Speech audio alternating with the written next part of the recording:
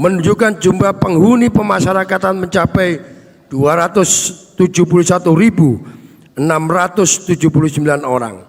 Sementara kapasitas yang tersedia hanya 146.860.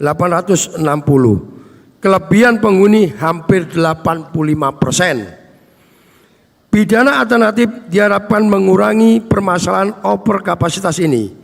Maka dari itu, semangat KUHP harus menjadikan pedoman bagi seluruh aparat penegak hukum dalam pelaksanaan tugas dan fungsinya. Perubahan besar selalu membawa tantangan. Setidaknya adanya 4 tantangan utama yang harus kita jawab bersama. Yang pertama, perubahan pola pikir. Tidak semua pihak langsung menerima pendekatan baru ini. Masih ada pandangan bahwa penjara adalah satu-satunya bentuk hukuman yang tegas. Padahal pidana alternatif bukan bentuk kelonggaran. Justru itu pendekatan yang lebih tepat, sasaran, profesional, dan berorientasi kepada pemulihan. Yang kedua, over kapasitas di lapas dan rutan. Pada per 4 Mei 2026 menunjukkan jumlah penghuni pemasyarakatan mencapai 271.679 orang. Sementara kapasitas yang tersedia hanya 146.860. Kelebihan penghuni hampir 85%. Pidana alternatif diharapkan mengurangi permasalahan over kapasitas ini. Maka dari itu, semangat KUHP harus menjadikan pedoman bagi seluruh aparat penegak hukum dalam pelaksanaan tugas dan fungsinya. Yang ketiga, kesiapan SDM pembimbing kemasyarakatan. Saat ini kita memiliki 2.686 pembimbing kemasyarakatan. Jumlah klan pemasyarakatan sebanyak 135.384 orang. Rasio ini jelas belum ideal. Menteri Pan-RB telah menetapkan kebutuhan sebanyak 9.511 personil pembimbing kemasyarakatan dan pemenuhan menjadi prioritas. Semoga kebutuhan tersebut dapat terpenuhi secara bertahap agar layanan pembimbingan pemasyarakatan kepada klan pemasyarakatan dapat berjalan lebih optimal, profesional, dan berdampak bagi keberhasilan reintegrasi sosial. Yang keempat, koordinasi antar instansi lembaga. Pidana kerja sosial dan pidana pengawasan melibatkan banyak pihak. Tanpa koordinasi yang baik, pelaksanaannya akan tersendat di lapangan.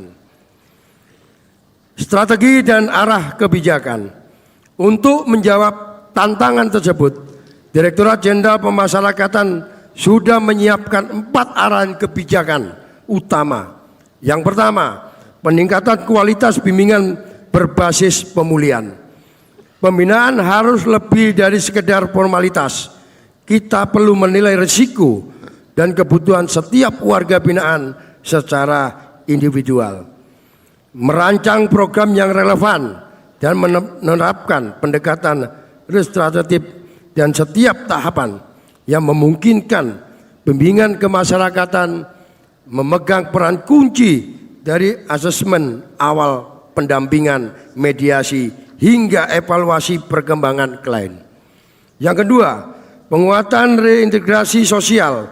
Reintegrasi bukan sekedar membebaskan seseorang dari lapas. Adapun proses memastikan mereka bisa kembali diterima dan berfungsi di masyarakat. Dalam penguatan reintegrasi sosial ini melalui optimalisasi peran Bapas dalam pembimbingan, pelibatan keluarga dan komunikasi, serta membangun kerjasama dengan pemerintah daerah dan dunia usaha. Yang ketiga, sosialisasi dan diklat intensif. KUHP dan KUHP harus terrealisasi secara menyeluruh kepada seluruh jajaran pemasyarakatan agar setiap pegawai memahami dan mampu menerapkan dengan baik, tepat, dan sesuai dengan tugas serta fungsi masing-masing di Direktorat Jenderal Pemasyarakatan akan melaksanakan program pelatihan berbasis digital, sosialisasi dan bintek di kewilayahan, serta optimalisasi komunikasi publik sehingga masyarakat pun memahami arah perubahan ini. Yang keempat, pengembangan sarana dan prasarana.